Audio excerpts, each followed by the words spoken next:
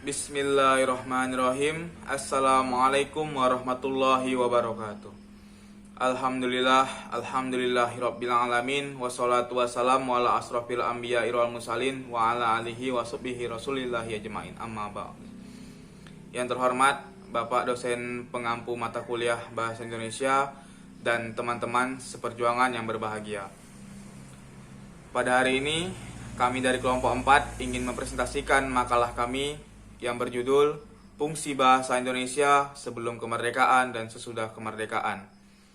Sebelum memasuki materi, ada baiknya kita berkenalan dahulu. Saya Muhammad Agus sebagai moderator, Mayufin Vigo sebagai pemateri pertama, dan Dito Pratama sebagai pemateri kedua. Langsung saja kepada pemateri pertama, dipersilahkan. Assalamualaikum warahmatullahi wabarakatuh. Perkenalkan, nama saya Mayupen Pigo dari kelompok 4 ingin menyampaikan presentasi kami dengan judul makalah Fungsi Bahasa Indonesia Sebelum dan Sudah Merdeka. Manusia dikatakan sebagai makhluk sosial yang tidak dapat hidup sendiri, memerlukan adanya suatu interaksi. Salah satu alat untuk berinteraksi dan berkomunikasi adalah bahasa Indonesia, digunakan untuk mempermudah manusia dan menyampaikan pikiran, gagasan, ataupun perasaan. Bahasa lahir berbeda-beda sesuai dengan daerahnya, sehingga muncul bahasa yang beraneka ragam. Indonesia merupakan negara yang memiliki lebih dari 300 bahasa daerah. Hal ini dikarenakan kondisi geografis Indonesia memiliki banyak pulau, sehingga terdiri atas banyak suku dan adat istiadat.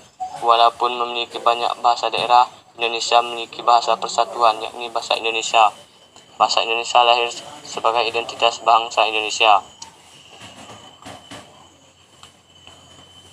Manfaat praktis. Adapun praktis tulisan ini yakni seperti di bawah ini.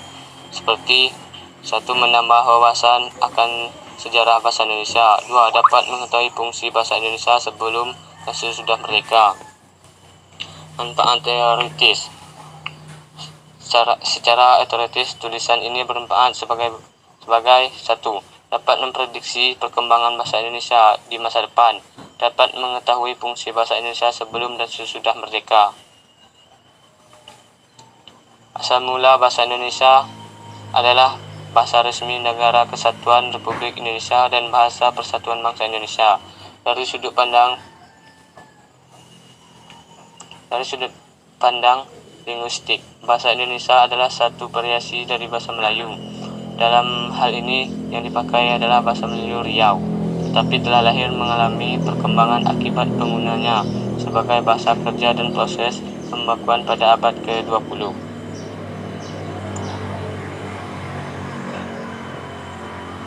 Sebagai bahasa Melayu tinggi, penggunaan terbatas di kalangan keluarga kerajaan di sekitar Sumatera, Jawa, dan semenanjung Malaya.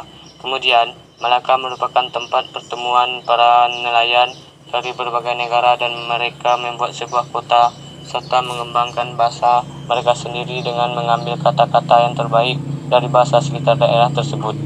Kota Malaka yang posisinya sangat menguntungkan, strategis, menjadi bandar utama di kawasan Asia Tenggara.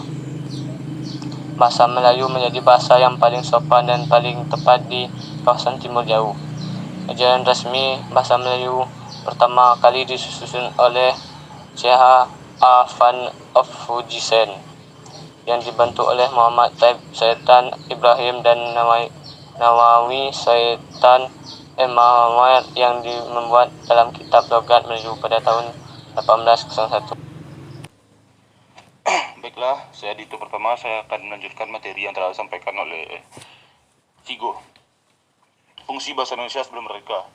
Bahasa Indonesia lahir pada tanggal 28 Oktober 1928, tepat saat Sumpah Pemuda.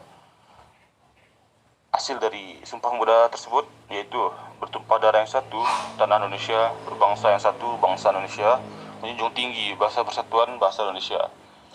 Ikrar ketiga lah menjadi tekad bahwa bahasa Indonesia merupakan bahasa persatuan bangsa Indonesia.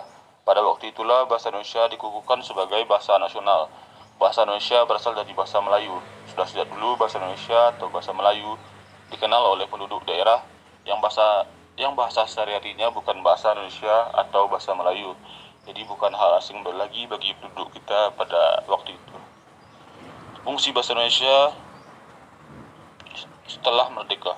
Dalam Undang-Undang Dasar 1945 bab ke-15 pasal 36 telah ditetapkan bahasa Indonesia sebagai bahasa negara. Dengan demikian, selain berkedudukan sebagai bahasa nasional, bahasa Indonesia juga berkedudukan sebagai bahasa negara.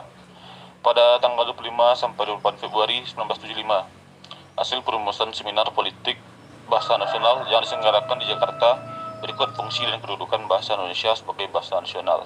Yang pertama, bahasa resmi kenegaraan. Bahasa resmi kenegaraan menggunakan bahasa Indonesia. Dalam kaitannya dengan fungsi ini, bahasa Indonesia dipergunakan dalam administrasi negara, upacara atau peristiwa kenegaraan, baik secara lisan maupun dalam bentuk tulisan.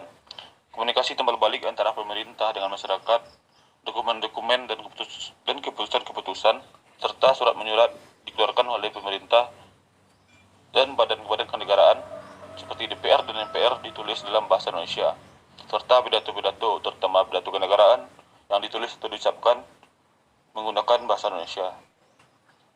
Yang kedua, bahasa pengantar dalam dunia pendidikan adalah bahasa Indonesia. Sebagai bahasa pengantar, bahasa Indonesia dipergunakan di lembaga-lembaga pendidikan, baik formal maupun non-formal, dari tingkat taman kanak-kanak sampai perguruan tinggi.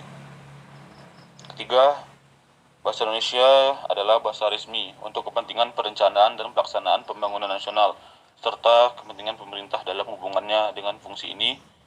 Bahasa Indonesia tidak hanya dipakai sebagai alat komunikasi timbal balik antara pemerintah dengan masyarakat luas atau antar suku, tetapi juga sebagai alat berhubungan di dalam masyarakat yang keadaan sosial budaya dan bahasa yang sama.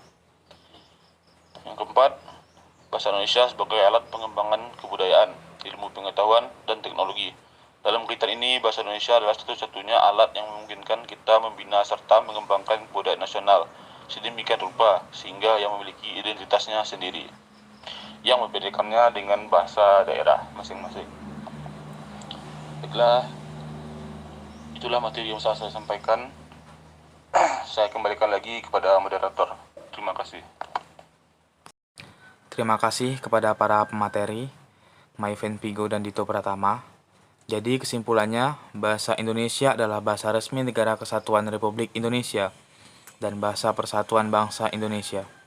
Sampai saat ini, bahasa Indonesia merupakan bahasa yang hidup yang terus berkembang dengan pengayaan kosakata baru, baik melalui penciptaan maupun melalui penyerapan dan bahasa daerah dan bahasa asing. Baik, hanya itu yang dapat kami sampaikan. Kepada teman-teman yang ingin bertanya, kami persilahkan.